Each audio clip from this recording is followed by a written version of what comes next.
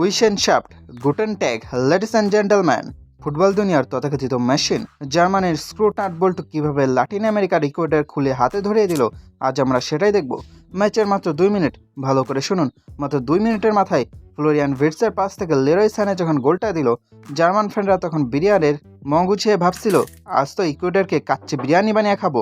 জার্মানির ইতিহাসে দ্বিতীয় দ্রুততম বিশ্বকাপ গোল, উফ কি শুরু! কিন্তু ভাইরে ভাই, জার্মানি ভুলে গিয়েছিল যে তারা এখন আর সেই 2014 সালের জার্মান মেশিন নেই। এটা 2026 সালের চাইনা মেশিন, যা যে কোনো সময় পার্স হারিয়ে বিকল হয়ে যেতে পারে। 2 মিনিটের হিরো রাজ্যে 90 মিনিট শেষে ট্রলের মহাসমুদ্রে ভাসবে, সেটাকে জানতো।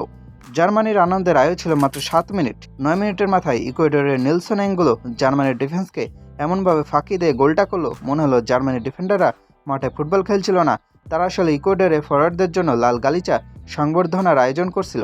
জোনাথন তো আর আন্তোনিও রুডিগার, এই দুজনকে দেখে মনে হচ্ছিল তারা মাঠে দাঁড়িয়ে ভাবছেন, ভাই ইকুয়েডর কোন মহাদেশে, ওটাকে ম্যাপে আছে। আর আমাদের সবার প্রিয় অভিজ্ঞতার জীবন্ত ফসিল ম্যানুয়েল নয়ার দাদু, আহা 77 মিনিট ইকুয়েডর যখন কর্নারটা নিল, নয়ার ভাই ভাবলেন বলটা হয়তো কোনো এলিয়েন ইউএফএ, তাই ওটাকে ধরাচ্ছে দাঁড়িয়ে লুতুপুতু দেখাই ভালো। নয়ার আর জোনাথন তায়ের মধ্যে এমন মধুর ভুল বুঝাবুঝি হলো যে গনসালো প্লাতা এসে বলটা জালে জড়িয়ে দিয়ে বললেন, থ্যাংক ইউ আঙ্কেল, এত সুন্দর গিফট দেওয়ার জন্য।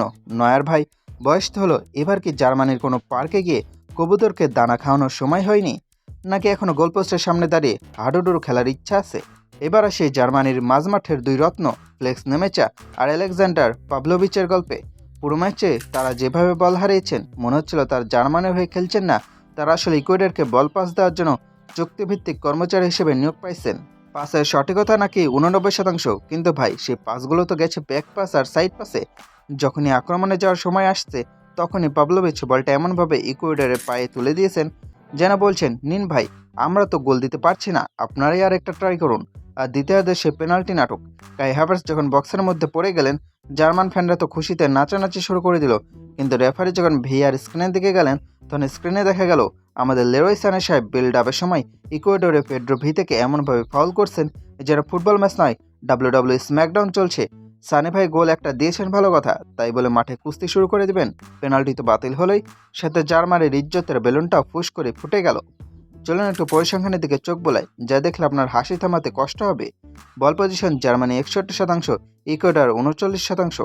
বাহ, বল নিয়ে জার্মানি পুরো মাঠে ম্যারাথন দৌড় দিছে, কিন্তু কাজের কাজ কিচ্ছু হয়নি। সঠিক পাস 518টি, ইকুয়েডরের দ্বিগুণ। এই 518টি পাসের মধ্যে 500টি ছিল নিজেদের গোলরক্ষক আর ডিফেন্ডারদের মধ্যে কানামাসি খেলা। টার্গেটের শট দুই দলেরই সমান 3টি করে, কিন্তু ইকুয়েডর 3টি শটের 2টি গোল বানিয়ে দেখেছে, একেই বলে দক্ষতা। আর জার্মানি লেরয় সানে দ্বিতীয়ার্ধে গোলরক্ষককে একা পেয়েও বলটা সোজাসুজি গোলকিপারে পেটে মেরে দিলেন। সানে ভাই কি ভেবছিলেন, গোলকিপারে পেটে বল মারলে এক্সট্রা কোনো পয়েন্ট পাওয়া যায়? এই যদি হয় আক্রমণ ভাগের অবস্থা, তবে তো বিশ্বকাপে বাদ দিয়ে জার্মানি উচিত পাড়া টুর্নামেন্টে অংশ নেওয়া। এই হারের ফলে ইকুয়েডরে বুক ফুলিয়ে নকআউট পর্বে চলে গেল।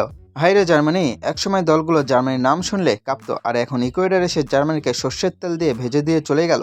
জার্মান ফ্যানরা, আপনাদের জন্য সমবেদনা, বিষয়টা একটু বেশি সিরিয়াস, এবং পরের ম্যাচ দেখার সময় অবশ্যই টিস্যু বক্সটা হাতে নিয়ে রাখবেন। আর নয়া দাদুকে বলুন পরের ম্যাচে গ্লাভসটা যেন বাসায় ফেলে না আসেন।